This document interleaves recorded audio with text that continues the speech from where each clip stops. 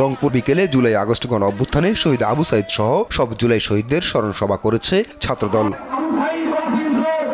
এ সময় স্থানীয় নেতাকর্মীরা বলেন, বিএনপিকে নিয়ে ষড়যন্ত্র করলে কাউকে ছাড় দেওয়া হবে না।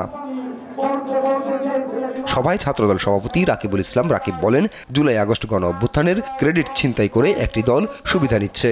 আজকে যারা এই জুলাই আগস্টের গণ অভ্যুত্থানের ক্রেডিট ছিনতাই করেছে, যারা এই ক্রেডিট ছিনতাই করে ছাত্রলীগের বিচারের কথা ভুলে গেছে, যারা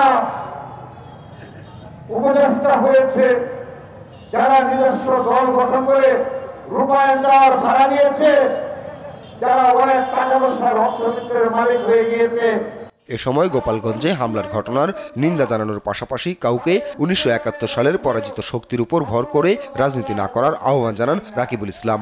আজকে গোপালগঞ্জে যে বর্বরোচিত হামলা চালানো হয়েছে তার আমরা নিন্দা জানিয়েছি, কিন্তু আমরা তাদেরকে সতর্ক করছি, 71 সালের পরাজিত শক্তিদের উপর ভর করে রাজনীতি করার প্রবণতা থেকে বের হয়ে আসুন।